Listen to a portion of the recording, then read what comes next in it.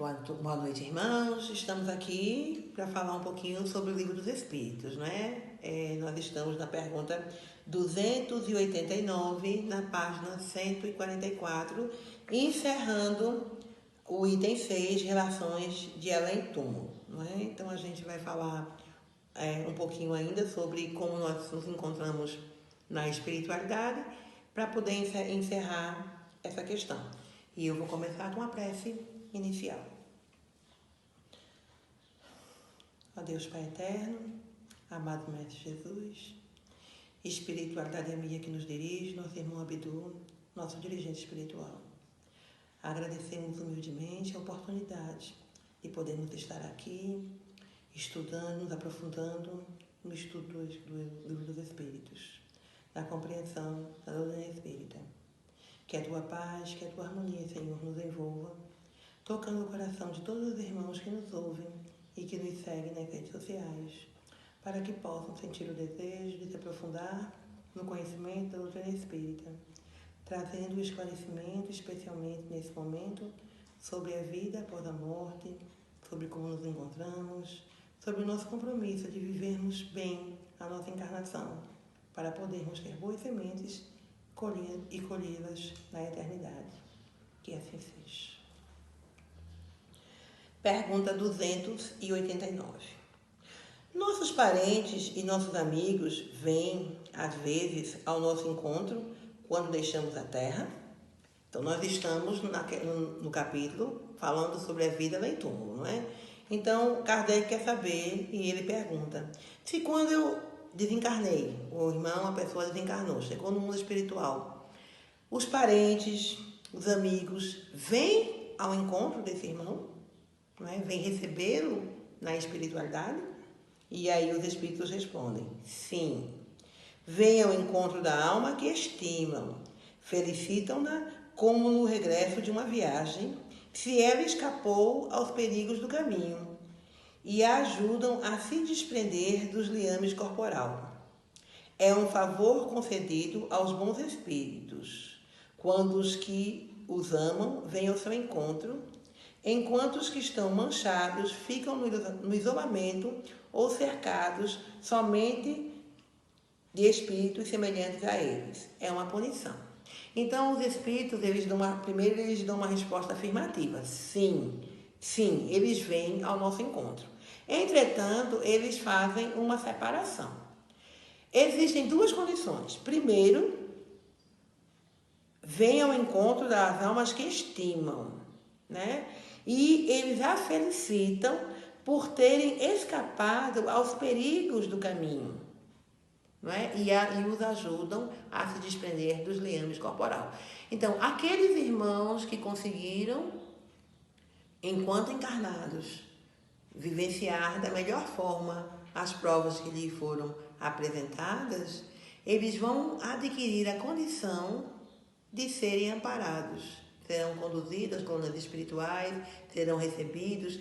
Muitos relatos nós temos de irmãos que, enquanto estão desencarnando, eles percebem e falam: minha mãe, meu avô, meu tio, uma pessoa querida que já está no mundo espiritual.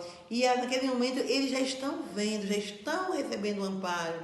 E esse amparo está vindo para ajudar no desenrolar desse processo desencarnatório, né? Estão desprendendo dos liames corporais, não é? Entretanto, tem aqueles irmãos que não conseguiram passar bem as suas provas, não é? Que ainda se comprazem no mal, ainda acham que às vezes não devem ser vividas dessa forma, ainda tem muita revolta, ainda tem muita mágoa, ainda tem muito ódio. Então, a sua condição fluídica, a sua energia, né? Lembremos, nós somos energia, nós vibramos em determinadas frequências. Então, o ressentimento, o ódio, a mágoa, a vingança, ela nos faz vibrar em frequências bem inferiores, não é? Então, esses irmãos, mesmo que eles recebam esse amparo, eles não o percebem.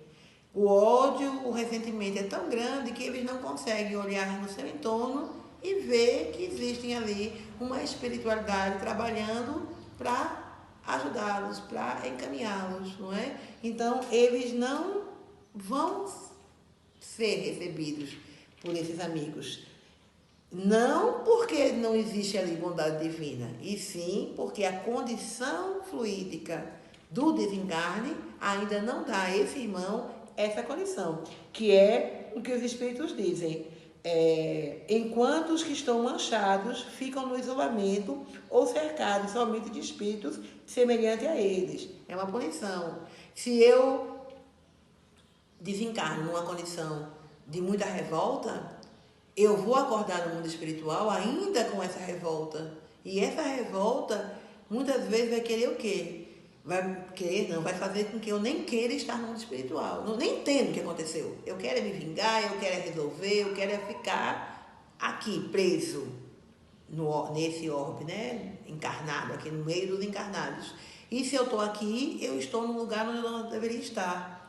Eu estou fora, né? Eu estou em desarmonia com a lei. E aí, como é que eu vou perceber esse amparo?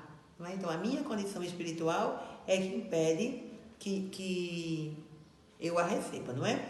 A maior alegria do justo é esta, né? Que colher as sementes que foram plantadas enquanto encarnados, não é? Então, as boas sementes plantadas, a gente lembra que existe uma passagem no Evangelho que fala sobre o falar, né? Que fala sobre o nosso controle, que nós devemos ter um controle sobre a nossa língua. Eu agora não lembro para dizer a referência, não é?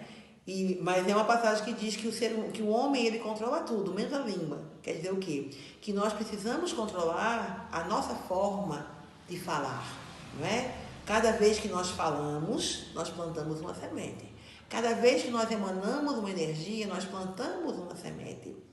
E a nossa forma de falar, ela é muito significativa, porque nós vamos gerar em torno de nós essa atmosfera fluídica.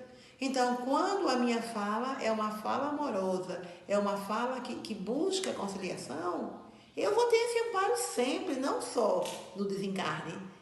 E quando a minha fala é uma fala de revolta, é uma fala de harmonia, qual é os irmãos que vão estar sintonizados comigo? Lembra? Pergunta 459, nós sempre somos dirigidos pelos Espíritos.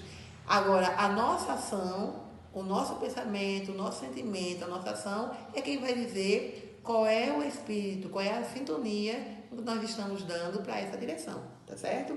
Então, nós seremos recebidos na espiritualidade pelos nossos entes queridos, se nós estivermos na condição de recebê-los. Senão, nós precisaremos ainda passar por algumas situações dolorosas para compreendermos esses processos e assim recebermos o amparo e na hora do amparo recebido podermos ter essa grata companhia. Próxima pergunta, a 290. Os parentes e amigos reúnem-se sempre após a morte? Não é? Primeiro, Kardec quer saber se nós somos recebidos por esses parentes e amigos. E agora, se nós nos reunimos lá com eles, não é? E os Espíritos respondem, isso depende de sua elevação e do caminho que seguem para o seu adiantamento. Se um deles está mais adiantado e marcha mais rápido que o outro, não poderão ficar juntos. Poderão ver-se algumas vezes, mas estarão sempre reunidos, a não ser quando... mas não estarão sempre reunidos, a não ser quando possam marchar ombro a ombro ou quando tiverem atingido a igualdade na perfeição. Além disso, a privação de ver os parentes e amigos, às vezes, é uma punição. A gente vai ver novamente que a condição de elevação... O que a gente observou nesse capítulo, todas as perguntas, ele começa na 274, é que a nossa relação além túmulo, é uma consequência da nossa relação aqui. Como nós vivemos a nossa vida enquanto encarnados, é como nós vamos estabelecer os vínculos na vida desencarnados, não é? Então, nós vamos nos reunir. Tem uma passagem naquele filme Nosso Lar, em que eu não lembro o nome do personagem, porque eu não sou muito boa de personagem, mas eu tenho aquela imagem bem clara na minha cabeça que na época me chamou a atenção. Aquela moça que porque queria voltar para a terra junto do noivo. E a família queria que ela ficasse no mundo espiritual. E ela não queria ficar de jeito nenhum, ela se revoltou, ela se revoltou literalmente na espiritualidade, mesmo recebendo amparo, porque ela queria estar aqui junto do noivo, que tinha sido um equívoco, que ela não tinha que ter morrido naquela hora. E aí a gente vê assim essa passagem, não é? Os amigos e parentes querendo dar o amparo, querendo dar o consolo, e aquele espírito ainda não estava preparado para receber o consolo. Tanto que ela não fica no nosso lar, né? Ela sai e ela vai ao encontro, e aí o filme continua, e eu não vou contar, né? Quem tiver curiosidade de saber como é que termina, volta lá na fonte, que eu tenho uma lembrança só, não tenho a íntegra. Mas é um exemplo que ficou muito forte na minha cabeça. Como é que um espírito recebeu todo o amparo da família, mas ainda assim não quis ficar. Quis voltar para a terra, quis ficar lá, porque achava que tinha sido um erro, que não estava na hora de desencarnar, não é? Então não tinha a elevação necessária para receber o amparo. Outra coisa que os espíritos falam é que mesmo que a gente desencarne juntos, se nós não estivermos na mesma condição de aprendizagem, na mesma condição de elevação moral, nós não poderemos nos encontrar no mundo espiritual, porque é diferente do mundo físico. Na espiritualidade nós nos encontramos pelas nossas similaridades fluídicas. Lá a gente vai conviver com as pessoas que compartilham dos mesmos pensamentos e dos mesmos sentimentos. Então, por exemplo, num desastre onde um ônibus lotado tombou e todos morreram, as 40, sei lá, 50 pessoas que cabem no ônibus irão todas no mesmo lugar? Conviverão todas juntas? Aquelas que se conheciam, que tinham laço de amizade, ficarão todas juntas? Não. Isso vai depender da sua elevação, da condição em que elas se encontram. Mas nunca vão se encontrar? Vão se encontrar quando se fizer necessário. Muitas vezes aquele irmão que está numa condição melhor vem ajudar, vem trabalhar no esclarecimento daquele outro irmão, sai nas equipes de resgates, ajudando, muitas vezes quando aquele irmão desencarnado percebe uma presença amiga, e essa presença é quem faz com que ele perceba a espiritualidade. Então, sim, vão se reencontrar, mas quando aquele que ainda não está nessa condição de elevação estiver pronto, não é? Então, sempre essa percepção da minha condição moral é quem vai dizer como é que eu me encontro. E aí os espíritos terminam. Além disso, a privação de ver parentes e amigos, às vezes é uma punição. Aquele espírito extremamente revoltado, extremamente rebelde, não é? Extremamente apegado. Ele vai precisar de algumas situações dolorosas para que ele trabalhe dentro dele essa dor. Não é? Então, é a bondade divina, é a justiça e a misericórdia divina se mostrando, não é? Nos ensinando através da dor no que precisamos melhorar. Não é? E aí a gente termina esse capítulo e fica a mensagem, fica a reflexão de que as relações de além-túmulo, elas são uma consequência das nossas relações no mundo físico. Nós somos espíritos imortais, espíritos vivendo uma experiência num corpo, uma experiência na matéria, e essa experiência deve ser digna da imortalidade. Então, aqueles aprendizados, aqueles ensinamentos que nós tivemos dificuldade de colocar em prática e perdemos a oportunidade de nos elevarmos, vai refletir na nossa colheita no mundo espiritual. Então, que a gente possa se comprometer com a nossa vida, com essa oportunidade encarnatória de estarmos aqui e fazermos dela a melhor oportunidade que nós já recebemos. Estamos agora na nossa melhor versão. E que, então, que possamos aproveitar essa oportunidade de colocarmos em prática os ensinamentos da doutrina espírita e o Evangelho de Jesus. E assim chegarmos em condições melhores do que saímos no mundo espiritual. E vamos encerrar com a prece.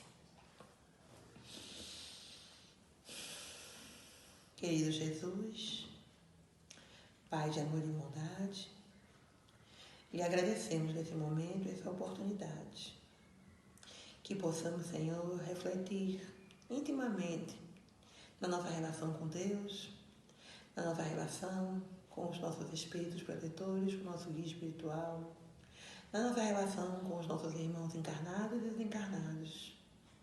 Que encontremos dentro de nós as nossas dificuldades, para que possamos aprimorar as virtudes que temos latentes dentro de nós. E assim, durante ainda essa encarnação, vivermos as tuas leis, os teus ensinamentos. E assim, estarmos prontos no momento em que chegar a oportunidade de irmos ao mundo espiritual. E lá, termos a grata surpresa de encontrarmos os nossos irmãos, nossos parentes, todos aqueles com os quais convivemos aqui na Terra. Que assim seja.